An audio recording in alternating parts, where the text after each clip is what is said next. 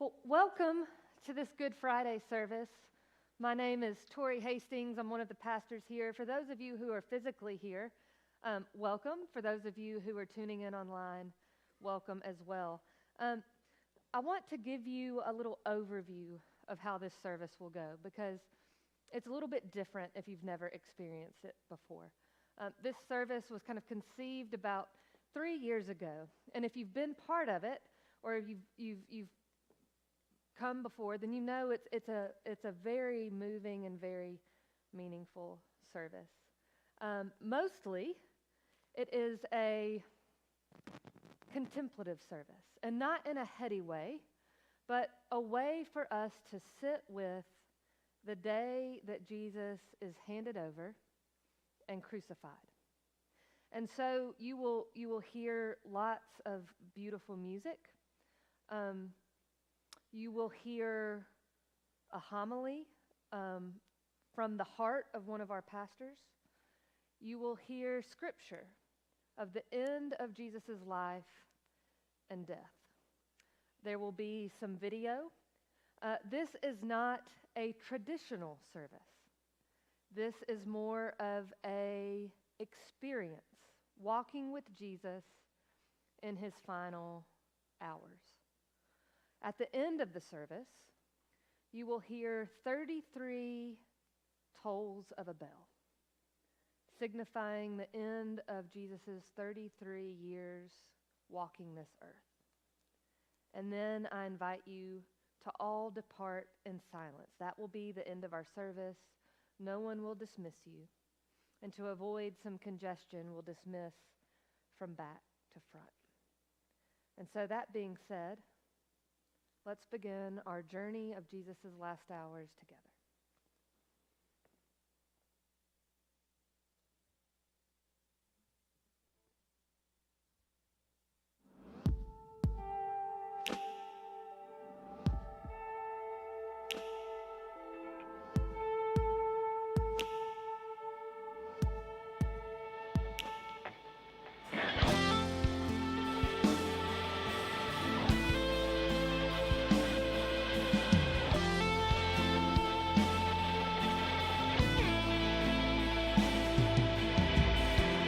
Came for criminals and every Pharisee.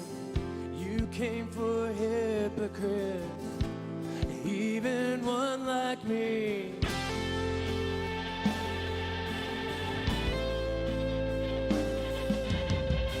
You carried sin and shame, the guilt of every man, the weight of all I've done, nailed into your hands. Know your love bled for me. Know your blood in crimson streams. And know your death is hell's defeat. A cross meant to kill is my victory.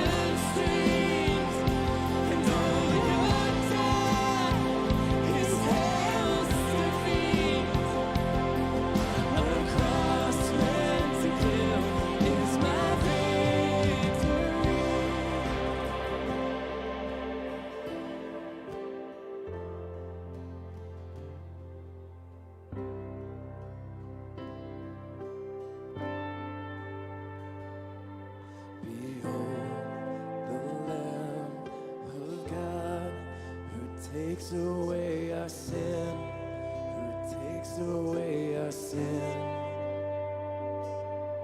Behold the Lamb of God who makes us alive again, makes us alive again. Behold the Lamb of God who takes away our sin, who takes away our sin. The Holy Lamb of God makes us alive again, makes us alive again. And oh, your love bled for me, and oh, your blood in crimson streams, and oh, your death is hell's defeat. A cross meant to kill is my victory. A cross meant to kill is my victory.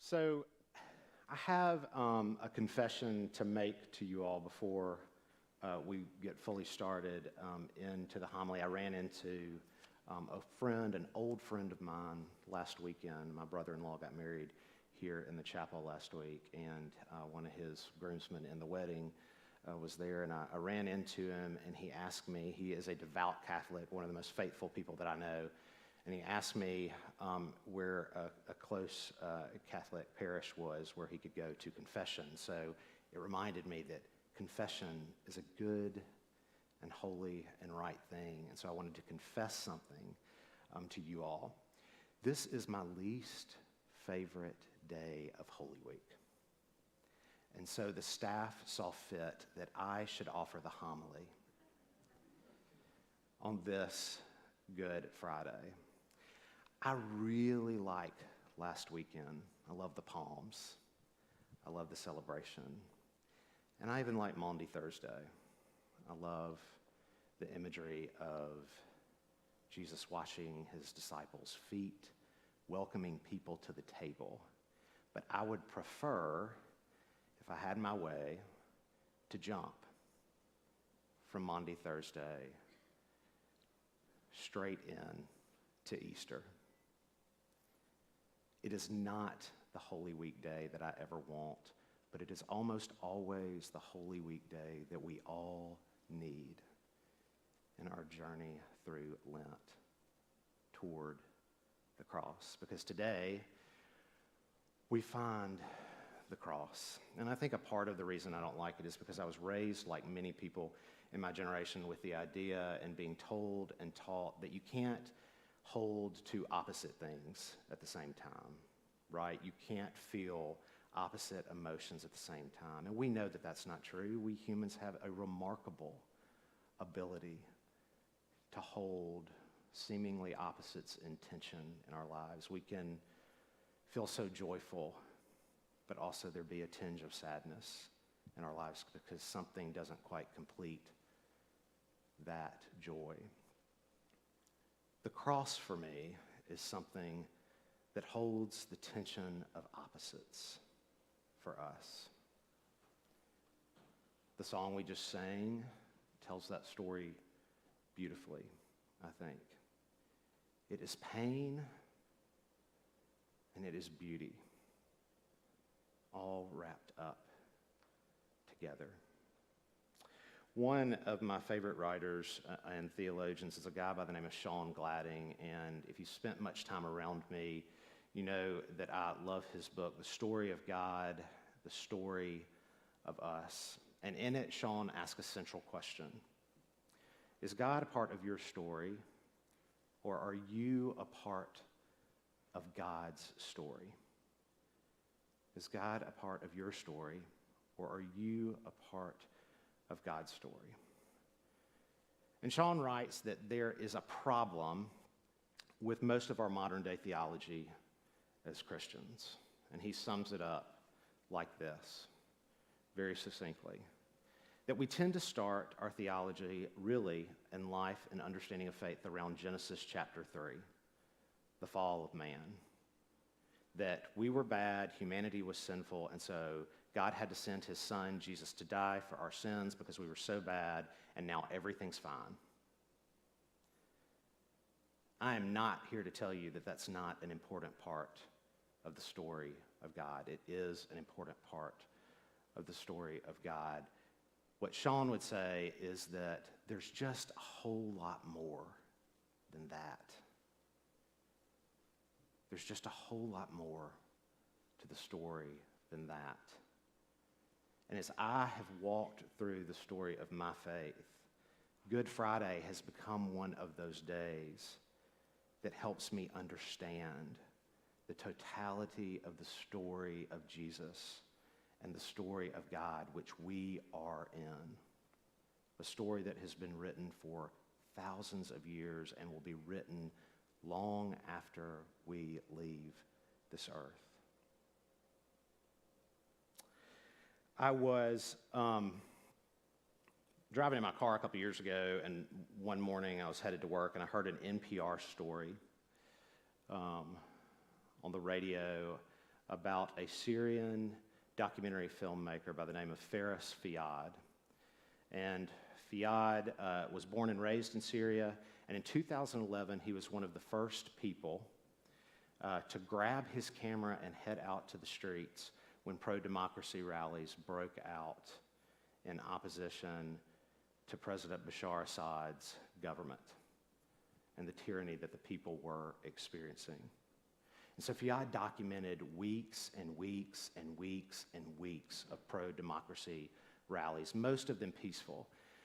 And then about a month in, something changed. They became very violent, with the government trying to stop the protest. And one night, very late, Fiad's door was kicked in when the intelligence service from Syria arrested him and threw him in jail. And he would spend the next several months being tortured and in jail. The walls were very thin of his jail cell, and so he could hear what was happening on each of the cells next to him. And so when he wasn't being beaten or tortured, he could hear through the walls when someone else was being tortured or beaten. And at first, he would crawl into the corner as far away as he could get from the cell where it was happening, that he could hear what was happening, and he would sit down or lay down on the floor in the fetal position and cover his ears because he didn't want to hear the horror that was happening to the people next to him. But over time, he decided to listen. He decided that he needed to bear witness to the horror that was happening so that he could remember the humanity that was being stripped away in the cells next to him. And this went on for months until there was silence. Nothing but eerie, painful silence on either side of him. And so he just waited. And one day he heard footsteps of a guard coming toward his cell, and he thought, this is it. This is my final day. And for no reason that he will ever be able to explain, the door was opened and he was ushered out of his cell with other prisoners, and they were let go to be free. And so now Fiad has devoted his entire life to telling the story of those who were beaten, tortured, and died, of being a witness bearer to the horror so that their lives can mean something.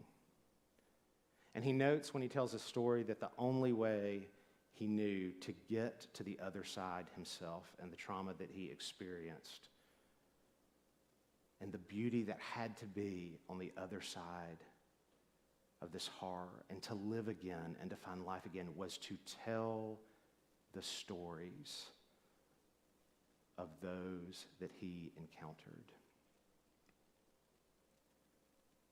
This is the day in which we pause during Holy Week to hold on to pain and struggle and suffering.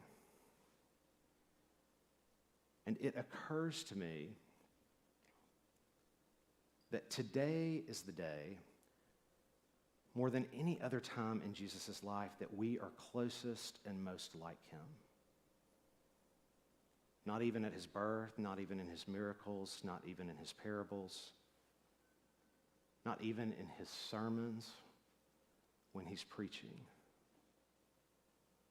That today is the day that we are closest to Christ because we all experience our own crosses in this life. We all grieve something. We have all experienced some pain. Sometimes it's loss. Sometimes it's something else. And so we hold that on this day.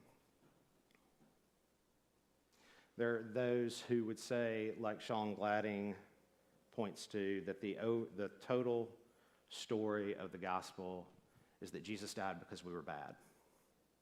And that's an important part. We often mess up, and we need a Savior like Jesus. But I also wonder if today is the reminder that Jesus died because those he loved most, us, also know what it is to suffer and to die. And it was one more way that he could draw incredibly and intimately close to us, to show us that he came to live with us and to love with us and to love us more than anything. On that first Good Friday, most of the people who witnessed what happened to Jesus on the cross couldn't stay. They could not stand the pain, and so they left. But thanks be to God for those who stayed to bear witness to the pain so that they could experience the beauty on the other side of the cross. Amen.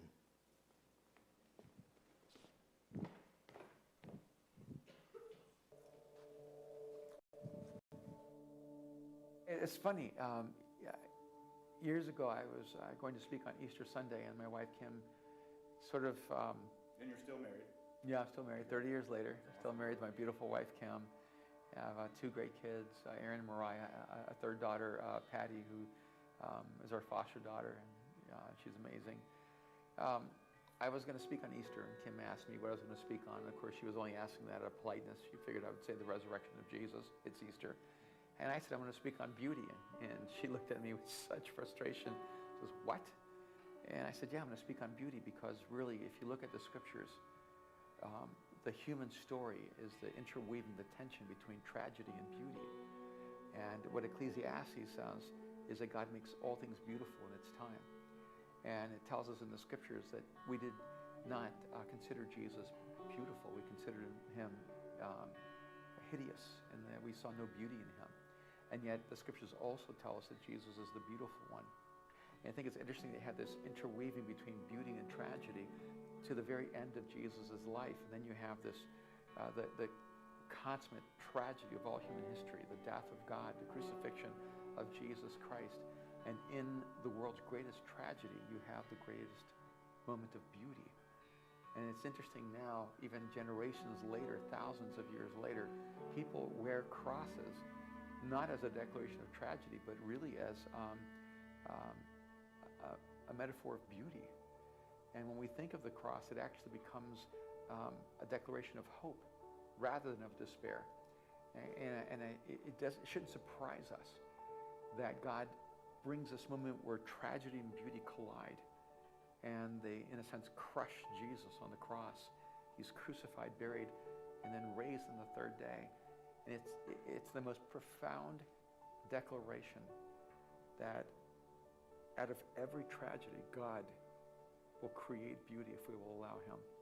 And that's what I love about the romance of the cross, that in our greatest act of violence, God was executing his greatest act of love. That where there was the greatest moment of despair, God was giving us our greatest hope. When the hate of the world was exercised in a moment, the love of God was unleashed to us in that same moment.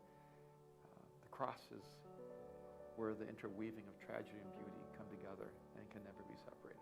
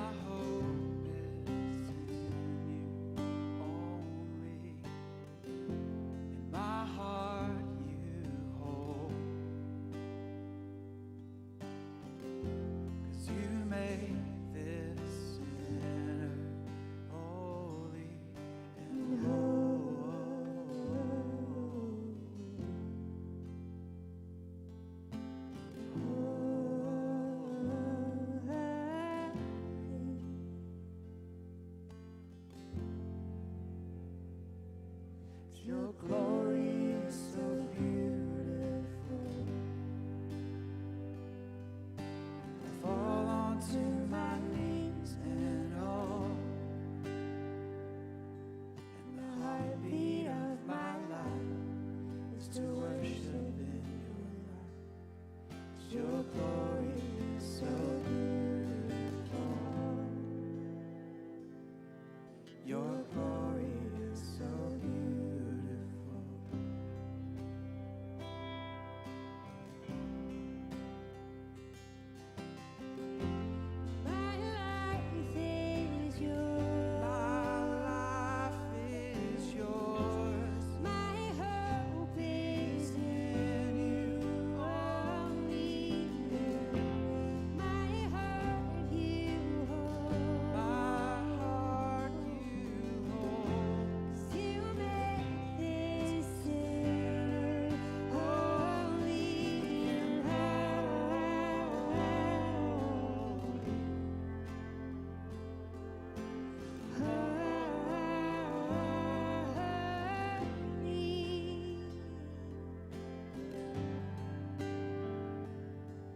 Your glory is so beautiful.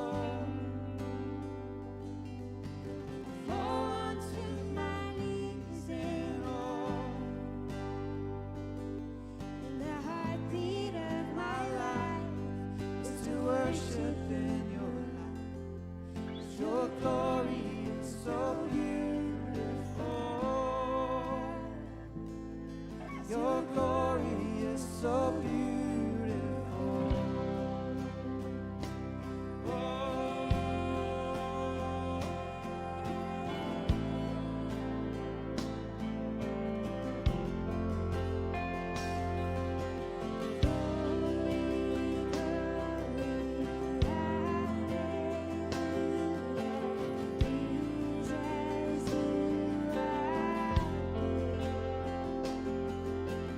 Glory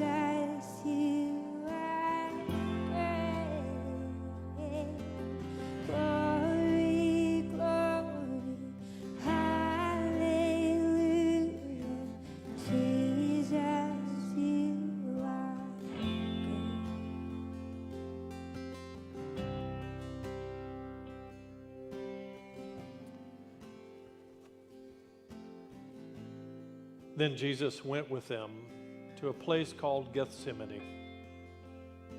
And he said to his disciples, "Sit here while I go over there and pray." And he took with him Peter and the two sons of Zebedee and began to be grieved and agitated. Then he said to them, "I am deeply grieved, even to death. Remain here and stay awake with me." And going a little farther, he threw himself on the ground and prayed, "My Father, if it is possible, let this cup pass from me, yet not what I want, but what you want." Then he came to the disciples and he found them sleeping. And he said to Peter, "So could you not stay awake with me 1 hour? Stay awake and pray that you may not come into the time of trial. The spirit indeed is willing, but the flesh is weak." Again, he went away from the second time and prayed, "My Father, if this cannot pass unless I drink it, your will be done." Again he came and found them sleeping, for their eyes were heavy. So leaving them again, he went away and prayed for the third time, saying the same words. Then he came to the disciples and said to them, "Are you still sleeping and taking your rest? See, the hour is at hand, and the Son of Man is betrayed into the hands of sinners. Get up, let us be going. See, my betrayer is at hand."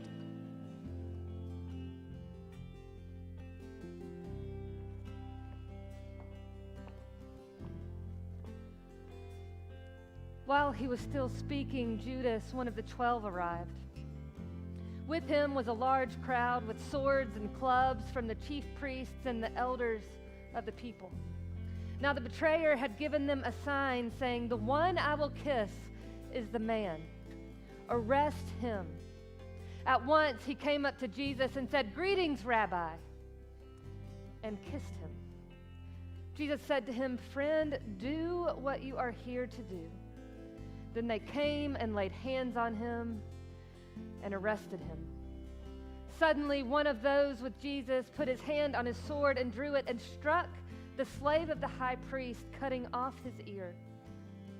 Then Jesus said to him, "Put your sword back into its place, for all who take the sword will perish by the sword. Do you think that I cannot appeal to my Father, and he will at once send me more than 12 legions of angels?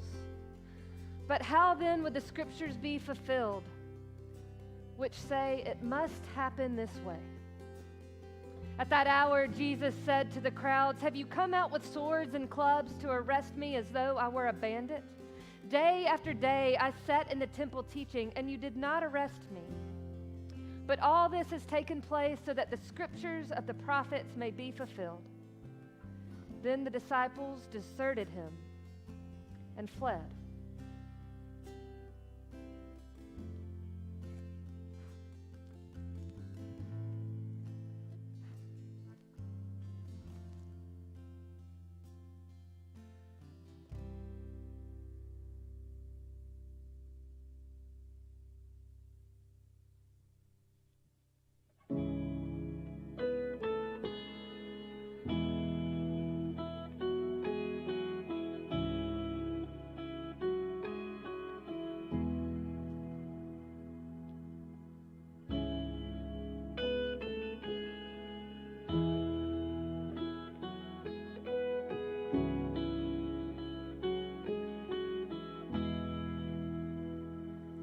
All these pieces broken and scattered, in mercy gathered, mended and whole, empty-handed but not forsaken. I've been set free, I've been set free. Amazing grace, how sweet the sound that saves a wretch like me. Oh, I once was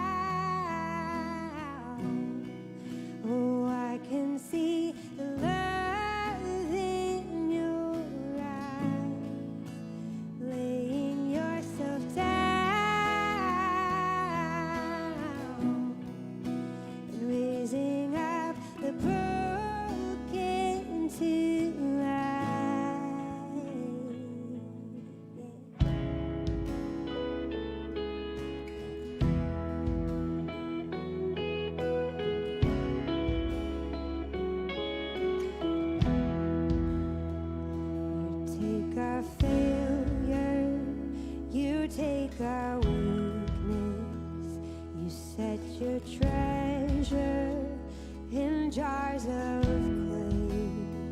So take this heart, Lord, I'll be your vessel, the world to see your life in me.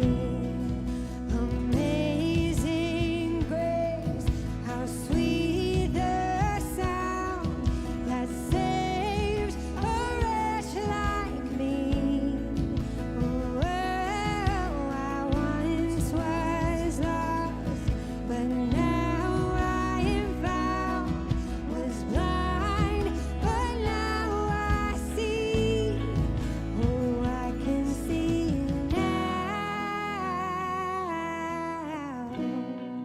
Oh, I can see the love in your eyes, laying yourself down and raising up the broken to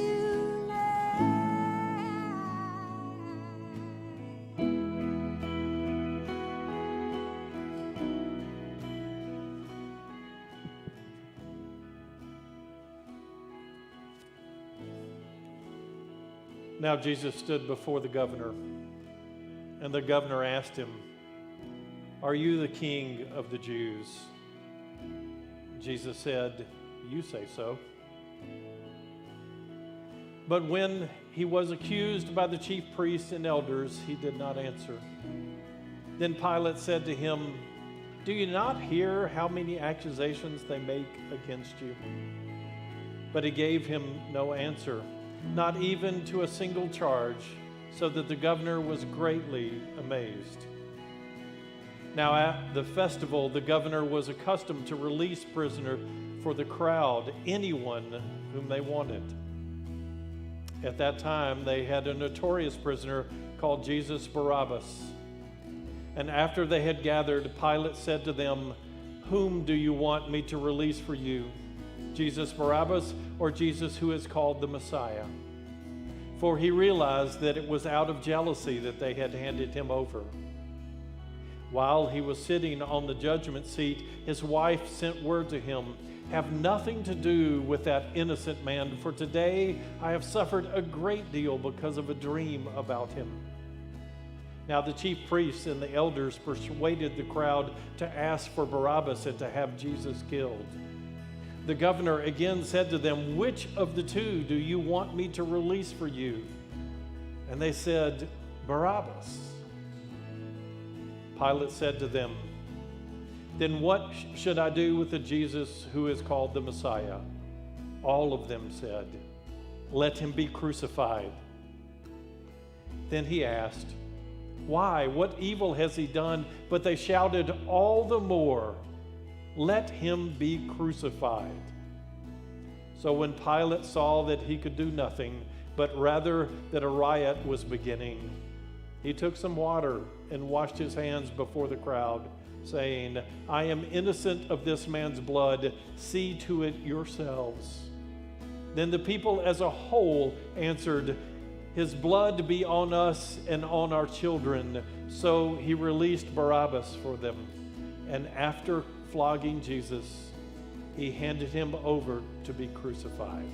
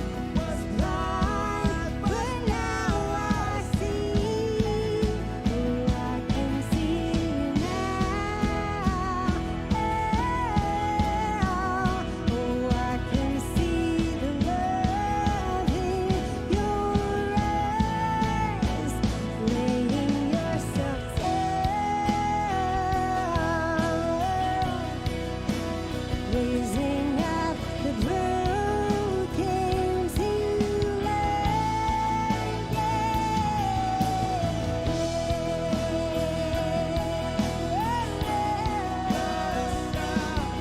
That saves a wretch like me.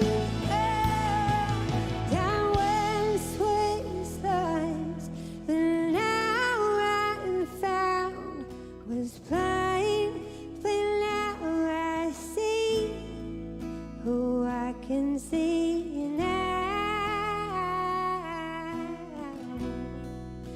Who I can see the love in your eyes, laying yourself down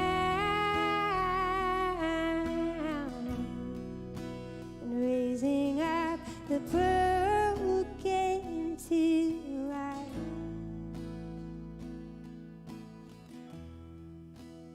Jesus stood before the governor, and the governor asked him, "Are you the king of the Jews?" Jesus said, "You say so." But when he was accused by the chief priests and the elders, he did not answer. Then Pilate said to him, "Do you not hear how many accusations they make against you?" But he gave them no answer, not even to a single charge, so that the governor was greatly amazed. Now at the festival, the governor was accustomed to release a prisoner from the crowd, anyone whom they wanted. At that time, they had a notorious prisoner called Jesus Barabbas. Then the soldiers of the governor took Jesus into the headquarters, and they gathered the whole court around him. They stripped him and put a scarlet robe on him. And after twisting some thorns into a crown, they put it on his head. They put a reed on his right hand and knelt before him and mocked him, saying, "Hail the King of the Jews." They spat on him and took the reed and struck him on the head. After mocking him, they stripped him of the robe and put his own clothes on him. Then they led him away to crucify him. As they went out, they came upon a man from Cyrene named Simon, and they compelled this man to carry his cross. And when they came to a place called Golgotha, which means place of a skull, they offered him wine to drink mixed with gall, but when he tasted it, he would not drink it. And when they had crucified him, they divided his clothes among them by casting lots. Then they sat down there, and they kept a watch over him. Over his head, they put the charge against him, which read, "This is Jesus, the King of the Jews." Then 2 bandits were crucified with him, one on his right and one on his left. Those who passed by derided him, shaking their heads and saying, "You who would destroy the temple and build it in 3 days, save yourself. If you are the Son of God, come down from the cross."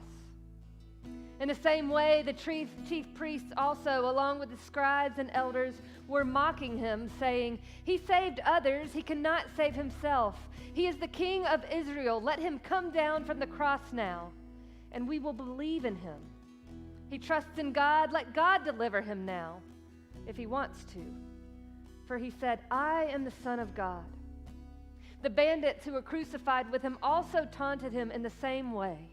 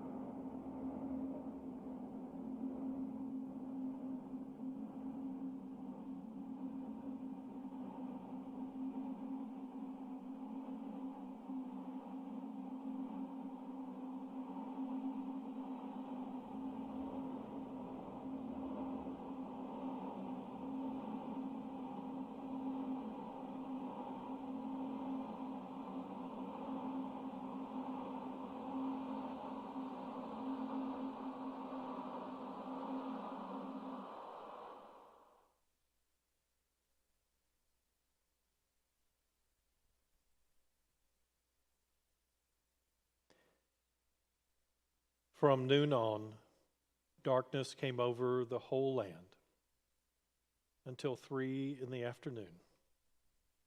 And about 3 o'clock, Jesus cried with a loud voice, Eli, Eli, lama sabachthani.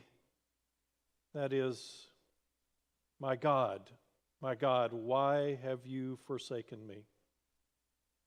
When some of the bystanders heard it, they said, this man is calling for Elijah. At once, one of them ran and got a sponge and filled it with sour wine, put it on a stick, and gave it to him to drink. But the other said, wait, let us see whether Elijah will come to save him. Then Jesus cried again with a loud voice and breathed his last.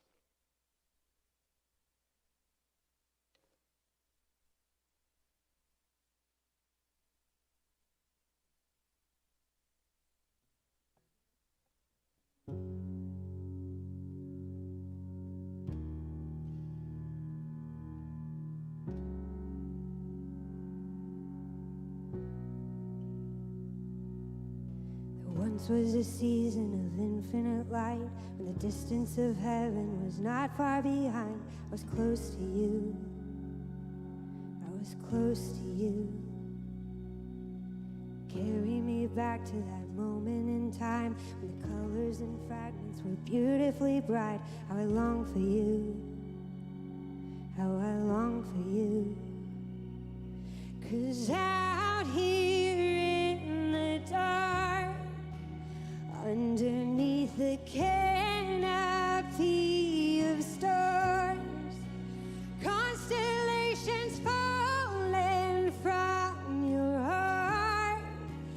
Tell me that I'm not alone, 'cause honestly I'm so alone.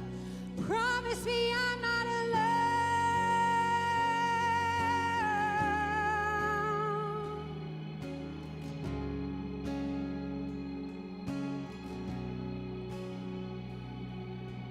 How many miles does my soul have to drive before love can collide with the mess of my life? It's not hard for you. It's not hard for you. 'Cause you see through spectrums of darkness and light. When I'm losing my way and I'm losing my mind, I can see the truth. Help me see the truth, oh, 'cause out here in the dark, underneath the canopy of stars, constellations falling from your heart. Tell me that I'm not alone, 'cause honestly I'm so alone. Promise me I'm not alone. Promise me I'm not alone.